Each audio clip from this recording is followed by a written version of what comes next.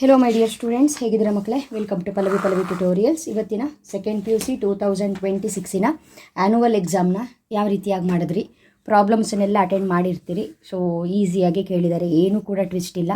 ಅದರಲ್ಲೂ ಕೂಡ ಇವಾಗ ನಿಮಗೆ ಆನ್ಸರ್ಸು ಫಸ್ಟು 26 ಮಾರ್ಕ್ಸು ತುಂಬಾ ಇಂಪಾರ್ಟೆಂಟ್ ಆಗಿರೋದ್ರಿಂದ ಅದರ ಆನ್ಸರ್ನ ಸದ್ಯಕ್ಕೆ ಹೇಳ್ತೀನಿ. ನೆಕ್ಸ್ಟು ಪ್ರಾಬ್ಲಮ್ನ ಯಾವ ರೀತಿಯಾಗಿ ಮಾಡಿದ್ದೀರಿ ಅನ್ನೋದನ್ನು ಒಂದು ಸ್ವಲ್ಪ ಅಲ್ಲೇ ಕ್ಲೂ ಕೊಡ್ತಾ ಹೋಗ್ತೀನಿ ಅಷ್ಟೇ. ಪ್ರಾಬ್ಲಮ್ಸಿಗೆ ಸೊಲ್ಯೂಷನ್ನ ಇನ್ನೊಂದು ದಿನ ಹೇಳ್ತೀನಿ.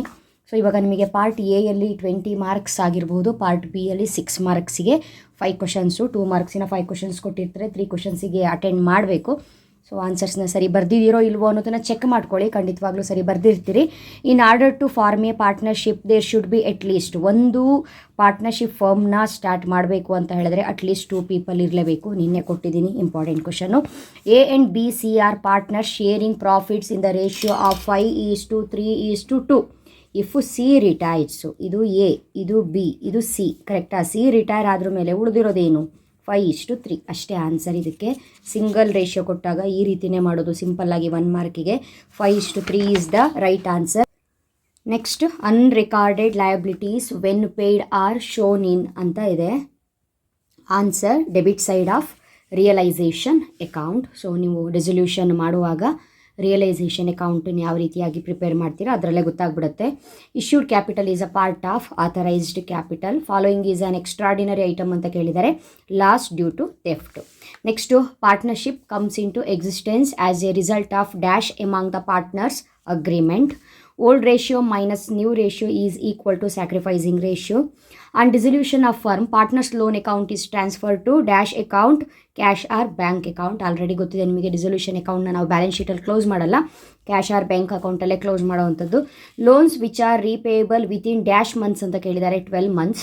Common size statement, it is also known as vertical analysis. ಎಲ್ಲವೂ ಕೂಡ ಮಾಡಲ್ ಪೇಪರಲ್ಲಿರುವಂಥ ಕ್ವಶನ್ಸ್ಗಳೇ ಬಂದಿದೆ.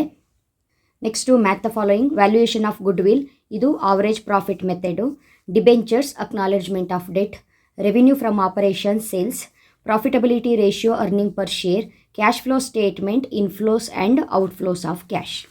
Next, profit or loss on revaluation is transfer to all partners capital account. True. In case of retirement partner ಏನಿದೆ ಅದು true. State any one types of shares, equity shares or preference shares, ಯಾವುದಾದ್ರೂ ಒಂದು ಬರ್ದಿರಬೇಕು. What do you mean by redemption of debentures ಅಂತಿದೆ. Issue of debentures, redemption of debentures ಅಂತ 2 ಬರುತ್ತೆ. 2 topics ಇದೆ ಇಲ್ಲಿ. ರಿಡಮ್ಷನ್ ಆಫ್ ಡಿಬೆಂಚರ್ಸ್ ಅಂತ ಕೇಳಿದರೆ, it is repayment of the amount of debentures by the company. State any one user ಅಂತ ಕೇಳಿದರೆ, users ಗೊತ್ತಿದೆ, ಇಂಟರ್ನಲ್ ಯೂಸರು, ಎಕ್ಸ್ಟರ್ನಲ್ ಯೂಸರ್, ಇದೆಲ್ಲ ಕಾನ್ಸೆಪ್ಟ್ ನಿಮಗೆ ಗೊತ್ತಿರುತ್ತೆ. Management, CEO, board of directors ಯಾರು ಬರೀಬಹುದು ಇಲ್ಲಿ. Next, expand ROI. ನಿಮಗೆ ಎಕ್ಸ್ಪ್ಯಾಂಡಿಂದೇ ಒಂದು ವಿಡಿಯೋನ ನಾನು ಅಪ್ಲೋಡ್ ಮಾಡಿಟ್ಟಿದ್ದೆ. ಸೊ ಆ ಎಕ್ಸ್ಪ್ಯಾಂಡಲ್ಲಿ ನಿಮಗೆ RONWಕ್ಕಿಂತ ಮುಂಚೆ ಹೇಳಿರೋದು ಇದೆ, ROI, ರಿಟರ್ನ್ ಆನ್ ಇನ್ವೆಸ್ಟ್ಮೆಂಟ್. ಓಕೆನಾ? ನೆಕ್ಸ್ಟು ಪಾರ್ಟ್ ಬಿಗೆ ಬಂದರೆ, ಫಿಕ್ಸ್ಡ್ ಕ್ಯಾಪಿಟಲು, ಫ್ಲಕ್ಚುಯೇಟಿಂಗ್ ಕ್ಯಾಪಿಟಲ್ಲಿಗೆ ಡಿಫ್ರೆನ್ಸ್ ಕೇಳಿದ್ದಾರೆ, ಹೇಳಿದ್ದೀನಿ already. Fixed capital system, fluctuating capital system. The capital of the partner shall remain fixed. The balance in the capital account fluctuate from time to time ಅಂತ ಬರೀಬೇಕು. Next, fixed capital ಸಿಸ್ಟಮಲ್ಲಿ under this method 2 accounts are maintained for each partner. Under this method only 1 account is maintained for each partner. Next, mention any 2 modes of disposal of amount due to retiring partner ಅಂತ ಇದೆ. Payment of the full amount due to retiring partner in cash 1. Transferring the full amount due to retiring partner to retiring partner's loan account 2. ಓಕೆನಾ? Next 2 ಮಾರ್ಕ್ಸಿನ question ಕೇಳಿರುವಂಥದ್ದು. Give the meaning of over subscription. Model question ಪೇಪರ್ಲಿತ್ತಲ್ಲ ಅದೇ question. 2 ಮಾರ್ಕ್ಸಿನ list ಕೊಡುವಾಗ ನಿನ್ನೆ ಈ question ಕೂಡ add ಆಗಿತ್ತು. When the company receives applications for more number of shares than the number of shares offer to the public for subscription. Okay. Next, name any 2 types of financial statements. Again ಕೊಟ್ಟಿದ್ದೆ. Profit and loss statements ಒಂದು, ಇನ್ನೊಂದು balance sheet. Write any 2 examples for financing activities ಅಂತ ಇದೆ. Cash proceeds from issue of equity shares, cash proceeds from issue of debentures. ಓಕೆನಾ? Next part ಸಿಗೆ ಬಂದರೆ ಕೇಳಿರುವಂಥದ್ದು very easy, profit and loss appropriation account. So guarantee ಕೇಳಲಿಲ್ಲ, product ಕೇಳಲಿಲ್ಲ, profit and loss appropriation ಅಕೌಂಟನ್ನು very ಈಸಿಯಾಗಿ ಕೇಳಿದ್ದಾರೆ. ಇದರಲ್ಲಿ ನೀವು ನೆಟ್ ಪ್ರಾಫಿಟ್ನ ಇದು ತೊಗೋಬೇಕು. ಗೊತ್ತಿದೆ ನಿಮಗೆ ಕಾಲಮ್ ಯಾವ ರೀತಿಯಾಗಿ ಬರುತ್ತೆ ಅಂತ. ಇದು ಕ್ರೆಡಿಟ್ ಸೈಡು, ಇದು ಡೆಬಿಟ್ ಸೈಡ್ ಅಲ್ವಾ. ಸೊ ನೆಟ್ ಪ್ರಾಫಿಟ್ಟು ಇಲ್ಲಿ ಬರುತ್ತೆ, ನೀವು ಇಲ್ಲಿ 50,000 ಬರ್ಕೊಂಡಿದ್ರಾಯಿತು. ನೆಕ್ಸ್ಟು ಈ ಸೈಡ್ ಬರೋ ಅಂಥದ್ದು ಏನು ಅನ್ನೋದು ಗೊತ್ತಿದೆ ನಿಮಗೆ. ಇಲ್ಲಿ 2 ಅಂತ ತೊಗೊಳ್ತೀವಿ, ಇಲ್ಲಿ ಬೈ ಅಂತ ತೊಗೊಳ್ತೀವಿ. ಕ್ರೆಡಿಟ್ ಸೈಡಲ್ಲಿ ನಾನು ನಿಮಗೆ ಹೇಳಿದ್ದು ಒಂದೇ, ಒಂದು ನೆಟ್ ಪ್ರಾಫಿಟ್ಟು, ಇನ್ನೊಂದು ಬೈ ಡ್ರಾಯಿಂಗ್ಸು. 2 ಟಾಪಿಕ್ ಬಿಟ್ಟು ಯಾವುದು ಬರಲ್ಲ. ಇಲ್ಲಿ ಡ್ರಾಯಿಂಗ್ಸ್ ಅವ್ರು ಏನು ಕೊಟ್ಟಿದ್ದಾರೆ, ರವಿಗೆ 4000 ಕೊಟ್ಟಿದ್ದಾರೆ, ಕಿರಣ್ಣಿಗೆ 2000 ಕೊಟ್ಟಿದ್ದಾರೆ, ಟೋಟಲು 6000. ನಿಮಗೇನಾಗಿರಬೇಕು ಅಂತ ಹೇಳಿದ್ರೆ ಕ್ರೆಡಿಟ್ ಸೈಡ್ ಓನ್ಲಿ 56,000 ಬಂದಿತ್ತು ಅಂದರೆ ಕರೆಕ್ಟು. ಅದೇ ನಿಮಗೆ ಇಲ್ಲಿ ಡೆಬಿಟ್ ಸೈಡ್ ಬಂದಾಗ ಇಂಟ್ರೆಸ್ಟ್ ಆನ್ ಕ್ಯಾಪಿಟಲು 10%, 1,50,000 ಮೇಲೆ 10% ತೆಗೆದ್ರೆ 15,000 ಆಗುತ್ತೆ. ನೆಕ್ಸ್ಟು 1,00,000 ಮೇಲೆ 10% ಅಂತ ಹೇಳಿದ್ರೆ 10,000 ಆಗುತ್ತೆ. ಸೊ ಇದನ್ನು ಬರೀಬೇಕು ಇಲ್ಲಿ ನೀವು. ಅಮೌಂಟು 15,000 ಮತ್ತು 10,000 ಬರೆದಿರ್ತೀರಿ, ಕರೆಕ್ಟಾ? ಇದಾದ್ರ ಮೇಲೆ ಕಮಿಷನ್ ಪೇಯಬಲ್ ಇದೆ 3,000 ಬರೆದಿರ್ತೀರಿ. ಸ್ಯಾಲ್ರಿ ಪೇಯಬಲ್ ಪರ್ ಆ್ಯನಮ್ ಅಂತಿದೆ, ಪರ್ ಮಂತ್ ಅಂತ ಕೊಟ್ಟರೆ ಇಂಟು ಮಾಡಬೇಕು. ಪರ್ ಆ್ಯನಮ್ ಅಂತ ಹೇಳಿದ್ರೆ 8,000 ಇರುತ್ತೆ. ಸೊ ಮುಗೀತು, ಇಷ್ಟೇ ಲೆಕ್ಕ, ಬೇರೆ ಏನೂ ಇಲ್ಲ. 56,000 ಇದೆ, 56 ಎರಡೂ ಕಡೆನೂ ಬರ್ಕೊಳ್ಬೇಕು, ಜಾಸ್ತಿ ಇರೋದು.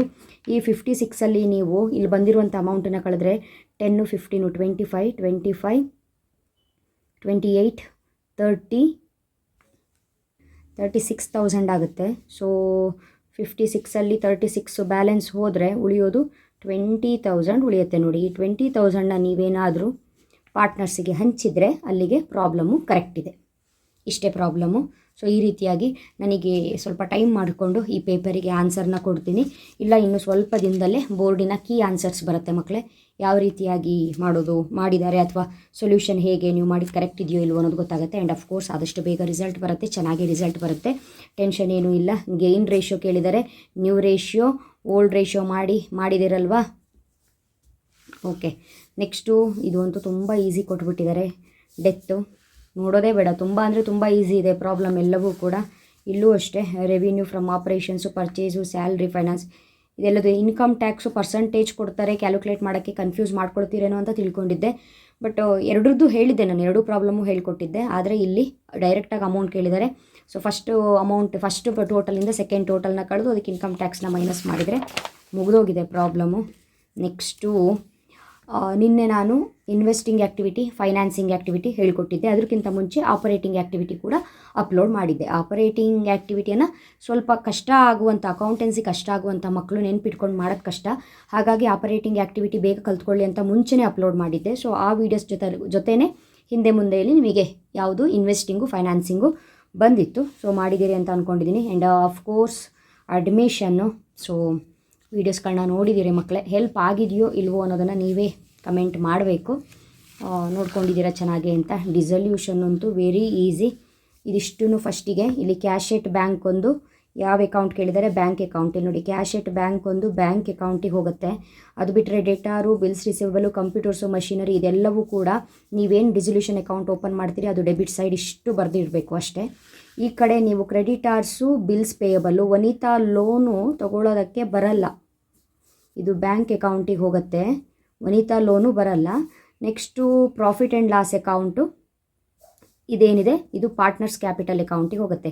Profit and loss account, capitals partners capital ಅಕೌಂಟಿಗೆ ಹೋಗುತ್ತೆ. ಅದು ಬಿಟ್ಟರೆ ನೀವು ಇವಾಗ ಕ್ರೆಡಿಟ್ ಸೈಡ್ ತೊಗೊಳ್ಳೋದು ಈ ರೀತಿ ಹಾಕ್ತಿರಲ್ವ, ಹೀಗೆ ಫಸ್ಟು ರಿಯಲೈಸೇಷನ್ ಅಕೌಂಟ್ ಅಂತ ಹಾಕ್ತಿರಲ್ಲ, ಇದು ಡೆಬಿಟ್ ಸೈಡು, ಇದು ಕ್ರೆಡಿಟ್ ಸೈಡು. ಅಸೆಟ್ ಇರೋದೆಲ್ಲ ಯಾವ ಸೈಡ್ ಬರೀತೀರಿ, ಫಸ್ಟು ಡೆಬಿಟ್ ಸೈಡಿಗೆ ಬರೀತೀರಿ, ಲಯಬಿಲಿಟಿ ಎಲ್ಲ ಕ್ರೆಡಿಟ್ ಸೈಡಿಗೆ ಬರೀತೀರಿ. ಸೊ ಕ್ರೆಡಿಟ್ ಸೈಡಿಗೆ ಬರೋದು ಎರಡೇ ಐಟಮು. ಅದಾದ್ರ ಮೇಲೆ ಒಂದು ಲೈನ್ ಹೇಳ್ಕೊಂಡು ಅಸೆಟ್ಸ್ ಎಲ್ಲ ಅಸೆಟ್ ಜಾಗಕ್ಕೆ, ಲಯಬಿಲಿಟೀಸ್ ಎಲ್ಲ ಲಯಬಿಲಿಟೀಸ್ ಜಾಗಕ್ಕೆ ಬರೀತಾ ಹೋಗ್ತೀರಿ. ಆವಾಗ ಅಸೆಟ್ ರಿಯಲೈಸ್ ಮಾಡೋದು ಡೇಟಾರು ಇದು ಡೈರೆಕ್ಟಾಗಿ ಅಮೌಂಟ್ ಕೊಟ್ಟಿದ್ದಾರೆ, ಏನು ಇದರಲ್ಲಿ ಟ್ವಿಸ್ಟ್ ಇಲ್ಲ. ಇದಿಷ್ಟನ್ನು ಟೋಟಲ್ ಮಾಡ್ಕೊಂಡು ಬರೆದ್ರಾಯ್ತು. Liabilities are paid in full ಅಂತಿದೆ. ಫುಲ್ ಅಂತ ಹೇಳಿದ್ರೆ ಇದನ್ನು ಫುಲ್ ಕೊಟ್ಬಿಟ್ರೆ ಆಯ್ತು, 40,000 20,000 ಕೊಟ್ಬಿಟ್ರೆ ಆಯಿತು. ಕಾಸ್ಟ್ ಆಫ್ ಡಿಸಲ್ಯೂಷನ್ ಅಮೌಂಟ್ ಕೊಟ್ಟಿದ್ದಾರೆ 6,000, ಎಕ್ಸ್ಪೆನ್ಸಸ್ ಅಂತ ಶೋ ಮಾಡಬೇಕು. ಸೊ ರಿಯಲೈಸೇಷನ್ ಅಕೌಂಟು ಈಸಿ ಕೇಳಿದ್ದಾರೆ ಮಕ್ಕಳೇ, ಮಾಡಿದ್ದೀರಿ ಅಂತ ಅಂದ್ಕೊಂಡಿದ್ದೀನಿ. ದೆನ್ ಇಶ್ಯೂ ಆಫ್ ಶೇರ್ಸ್ ಆಗಿರ್ಬೋದು, ಇಶ್ಯೂ ಆಫ್ ಡಿಬೆಂಚರ್ಸ್ ಆಗಿರ್ಬೋದು, ಸಾಕಷ್ಟು ಮಕ್ಕಳು ನೋಡ್ಕೊಂಡು ಹೋಗಿದ್ದೀರಿ. ಆ್ಯಂಡ್ ಅಫ್ಕೋರ್ಸ್ ಮೋಸ್ಟ್ ನಿಮ್ಮ ಫೇವ್ರೇಟ್ ಅಂತಲೇ ಹೇಳ್ಬೋದು ಬ್ಯಾಲೆನ್ಸ್ ಶೀಟ್. ನಿಮ್ಮ ಲಕ್ಕಿದು ಕಂಪಾರೇಟಿವ್ ಬ್ಯಾಲೆನ್ಸ್ ಶೀಟನ್ನು ಕೇಳಿರೋವಂಥದ್ದು. ಅಸೆಟ್ಸ್ ಇಲ್ಲ, ಅವ್ರ ಹೆಡ್ಡಿಂಗು ಕೂಡ ಅವರೇ ಮೆನ್ಷನ್ ಮಾಡಿರ್ತಾರೆ, ನಿಮ್ಮ ಕೆಲಸನೇ ಇಲ್ಲ. ಕ್ವಶನನ್ನೇ ಬರೆದಿಟ್ಟು ಬಂದರೂ ಕೂಡ 3 ಮಾರ್ಕ್ಸ್ ಸಿಗುತ್ತೆ. ಬರೀ ಕ್ವಶನನ್ನೇ ಬರೆದಿಟ್ಟು ಬಂದರು. ಇಲ್ಲಿ ಎಕ್ಸ್ಟ್ರಾ ನೀವು increase decrease percentage ಹಾಕ್ಕೊಂಡಿದ್ದೀರಲ್ಲ, increase decrease percentage ಮಾಡಿದ್ದೀರಲ್ವಾ. ಇಷ್ಟೇ, ನೋಡೋಣ ಸಾಧ್ಯವಾದರೆ ಇದಕ್ಕೆ ಆನ್ಸರ್ನ ಅಪ್ಲೋಡ್ ಮಾಡ್ತೀನಿ. ಸೊ ಹೀಗಿತ್ತು ಇವತ್ತಿನ ಅಕೌಂಟೆನ್ಸಿ ಎಕ್ಸಾಮು. ಚೆನ್ನಾಗಿತ್ತು, ಏನು ಟಫ್ ಇರಲಿಲ್ಲ. ಮಾಡೆಲ್ ಪೇಪರು, ಪ್ರಿಪ್ರೇಟರಿ ಪೇಪರು ಕರೆಕ್ಟಾಗಿ ನೋಡ್ಕೊಂಡು ಹೋಗಿಬಿಟ್ಟಿದ್ರೆ ತುಂಬಾ ಅಂದರೆ ತುಂಬ ಈಸಿ ಇತ್ತು ಪ್ರಾಬ್ಲಮ್ಸ್ ಎಲ್ಲ. ಓಕೆ, ಹಾಗಿದ್ರೆ ನೆಕ್ಸ್ಟ್ ವೀಡಿಯೋದಲ್ಲಿ ಮತ್ತೆ ಸಿಗ್ತೀನಿ.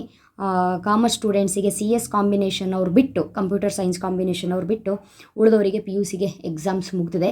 ಒಳ್ಳೆಯದಾಗಲಿ ಮಕ್ಕಳೇ, ಆಲ್ ದ ಬೆಸ್ಟ್ ನಿಮ್ಮ ಲೈಫಿಗೆ. ಗುಡ್ ರಿಸಲ್ಟ್ ಬರಲಿ, ನೀವು ಏನು ಎಕ್ಸ್ಪೆಕ್ಟ್ ಮಾಡಿದ್ದೀರೋ ಆ ರಿಸಲ್ಟೇ ನಿಮಗೆ ಸಿಗಲಿ, ಒಳ್ಳೆ ರಿಸಲ್ಟ್ ಸಿಗಲಿ. ನೆಕ್ಸ್ಟು ನಿಮ್ಮ ಫ್ಯೂಚರು ತುಂಬ ಚೆನ್ನಾಗಿರಲಿ. ಚೆನ್ನಾಗಿ ಓದಿ, ಒಳ್ಳೆ ಕೆಲಸಕ್ಕೆ ಸೇರ್ಕೊಳ್ಳಿ, ಫ್ಯಾಮಿಲಿನ ಚೆನ್ನಾಗಿ ನೋಡ್ಕೊಳ್ಳಿ. ಆಯಿತು, ಮತ್ತೆ ಸಿಗೋಣ. Good luck, all the best for your future. Thank you.